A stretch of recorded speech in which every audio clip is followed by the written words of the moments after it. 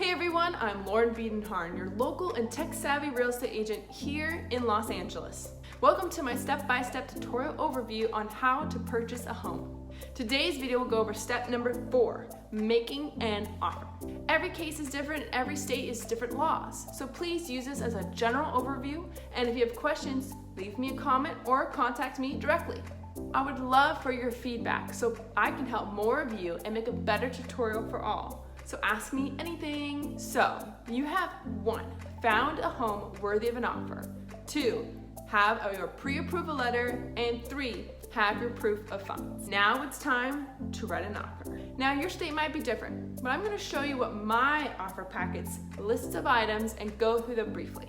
Remember, you want to make a great first impression, and it's only on paper, so you want to do your best to make an amazing, clean, and organized offer packet. My offer packet entails 1 letter from myself, the agent, introducing myself and my clients, you. 2, your letter describing your background and your appreciation for their place that they have called home. 3, the RPA, Residential Purchase Agreement, the official contract and agreement between you and the seller.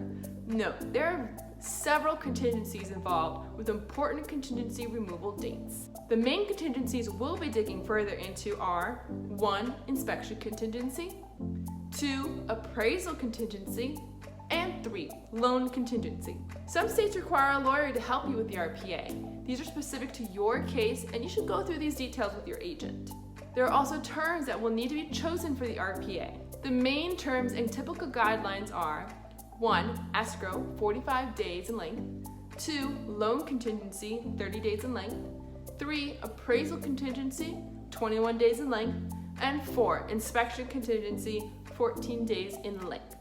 You can change your terms now with the approval of your lender and agent, and you'll most likely need to adjust your terms if you go into counters, aka bidding wars. Most importantly, the RPA states the purchase price you are agreeing to pay for the property and the type of financing to do this. The purchase price should be discussed in depth with your agent and lender, and is so specific to your case, we'll call this number X. Number 4 in our offer packet is disclosures. Be prepared and have your buyer's disclosures completed to show an executed package for a fast and happy escrow. Number 5 is your pre-approval letter, showing you're pre-approved for the amount you're offering for the purchase price. Number 6 is proof of funds, proof you have the 3% deposit and the rest of the down payment at close of escrow. And you're done! With this offer packet, you deserve serious consideration. Now, you wait. You will either get 1, an acceptance, yay! 2, a counter, 3, a multiple counter offer, and 4, a denial or no response. Either way, you have options. Watch the next video and learn about counters and acceptance, and subscribe to my channel for future tutorials and videos. Thank you, and see you all next time.